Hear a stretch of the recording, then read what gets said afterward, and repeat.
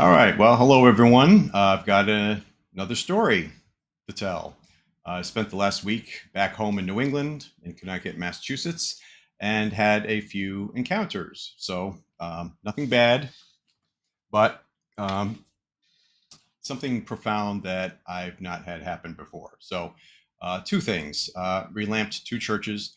I went back to the church in Connecticut where I heard in the cellar that night whispered in my ear, "Please help get me out of here." So we were there last Friday, and I was the first down into the cellar to begin relamping by myself uh, until they organized and got down there.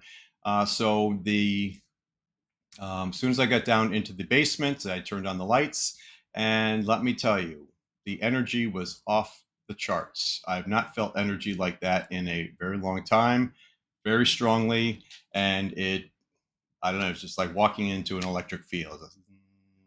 And I think other mediums might say that it wasn't the most welcoming energy, but me, I've got one thing on my mind. I've got to get this relamp done. The kitchenette where I heard the voice was off to the right. And so I immediately said, "Okay, we're here. We're going to be working down here all day. You don't like it? Sorry, scram. Go to the light." I went into the kitchenette. I said another prayer for the spirit who whispered in my ear that another friend said was someone who was injured laying on the floor. And so I called in the guides, called in the archangels, called in everyone. I said, you need to go to the light. Please meet my people, and they will cross you over. So I don't know if it worked or not. My friend wasn't there to confirm anything, but I said what I thought I needed to say, and then went about relamping.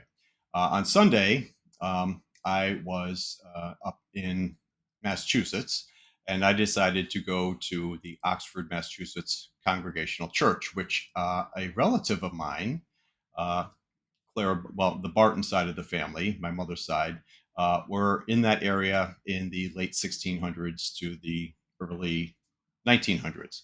And so I am related to Clara Barton. She is I believe we figured it out, fifth cousin twice removed. Her great grandfather was my sixth great grandfather, Samuel Barton, who helped found the church there, was original signer of the covenant of the church, as I learned during the church service.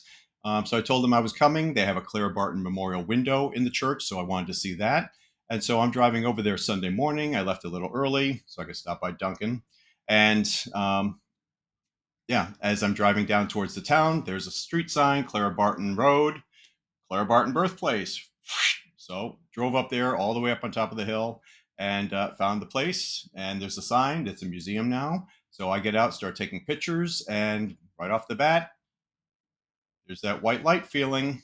And so I start sobbing like I always do. So Clara knew I was there, um, and acknowledged that. And so I took pictures of that and said, "Okay, I need to get down to church." So, after a few minutes, recomposed myself, talked to one of the neighbors who was walking a dog, and went down towards the town. And then, of course, I passed the cemetery, and it says burial place of Clara Barton. So I pull over there, and I park the car. And again, I get that feeling, very strong energy, white light feeling. She was with me again. So I start walking down. It's a very long cemetery, very long road. I'm like, I don't even know where to look. They didn't have anything marked, no signs. So I start walking down, and I get this energy bubble right here. And I'm being pulled, like sucked. And I've not had that happen before. Very strong, like I'm being pulled. So I start walking that way. There's a grove off in the distance with stones under it, but there's stones everywhere. So I said, I don't know where I'm going. Then I looked at my watch, and it was 9:15. I need to get down to the church. So I said, I'll be back. So get down to the church, meet my friend in front of the church who came up from Connecticut. She's talking to some ladies in the church about to go in and start talking about, yeah, they were already talking about Clara Barton and all that. And so I said, yes, and then right in front of them, boom, there comes the light down again. And I start sobbing. In front of it's like, okay, she's here, like that. So um, went to the church service, took pictures of the window, talked to a few people in the church who had stories about Clara Barton, found out my sixth great grandfather, our common great grandfather, uh, signed the covenant to begin that church, start that church in 1721. So very well connected to that family. that church is. So anyway, ended up staying, talked to some more people, and ended up relamping that church. But anyway, very profound connection all day Sunday in Oxford, Massachusetts. So that's not the first time. I've watched some videos on the um, office. She was funded to begin after the Civil War. She was the angel of the battlefield, started the first nursing program, uh, military nursing program, and founded the American Red Cross. So she's very well known in those circles, hopefully to everyone. And then she started an office to help recover or reunite soldiers' remains with their families. So she spent 2 years with some staff doing that in Washington, D.C., and they just found her office um, masked up, covered up in the top floor of a building by the Capitol. So I was watching that video and I felt her come down then. Also, Lilydale 2 years ago, when we did the psychometry class with Cindy Kaza, the lady who was reading me, we had to pair up. I didn't get much on her, but she got, I picture someone, Civil War, a lady.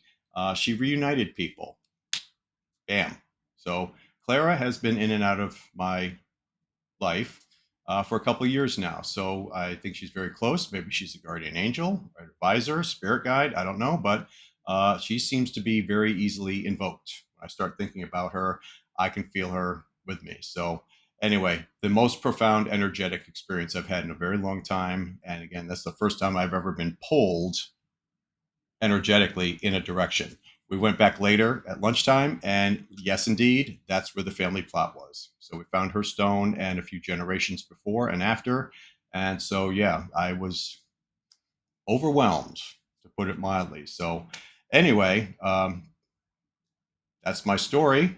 So, energy, my first encounter, definitely was a memorable experience. So I hope to experience more of that type thing in the future as I continue to develop my abilities. But I thought that was a really touching and poignant story for you. So anyway, thanks for watching.